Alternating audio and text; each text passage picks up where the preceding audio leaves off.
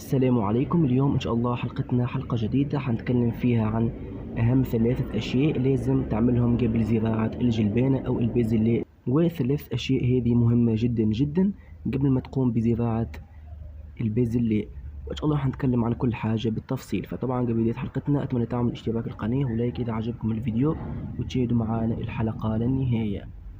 طبعا في الفيديو السابق تكلمنا عن موعد زراعة الجلبانة أو البازلاء، وطبعا تكلمت في نفس الفيديو حنعمل إن شاء الله حلقة حنتكلم فيها عن أهم 3 أشياء لازم تعملهم قبل ما تقوم بزراعة الجلبانة.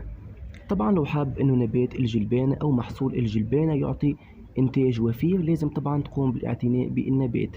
طبعا لو ما اعتنيتش بالنبات ممكن طبعا الإنتاج يكون قليل وممكن طبعا النبات يموت، فأهم حاجة إنك تعتني بالنبات.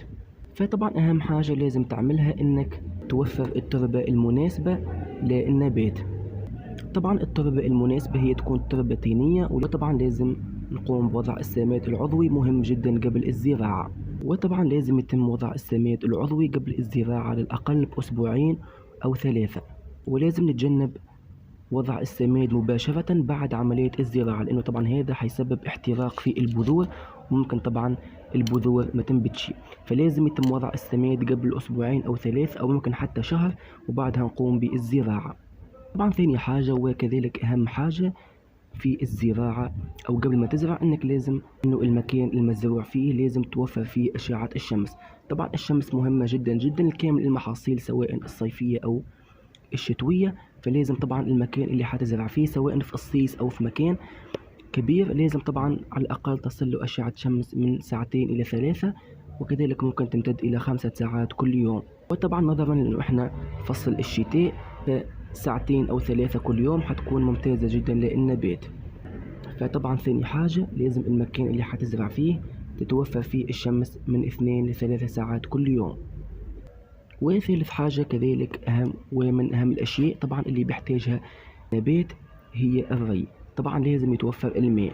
طبعا في ناس بتقول لك إنه الجلبانة ما بتحتاج للري وممكن طبعا ما نرويهاش أصلا، وطبعا هذا الكلام خاطئ جدا جدا، إنه طبعا لازم نهتم بالري، وإن شاء الله حتكون في فترة تعطيش وبعدها لازم ننتظم في الري.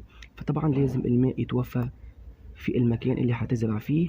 وطبعا لو كنت زارع في الصيص فطبعا ممكن تروي بدون أي مشاكل، ولكن بالنسبة للناس اللي زارعة في أراضي كبيرة حاول إنك تهتم بالري، ولازم طبعا الماء يتوفر للنبات لأنه طبعا مياه الأمطار غير كافية خاصة لما طبعا تسمد المحصول.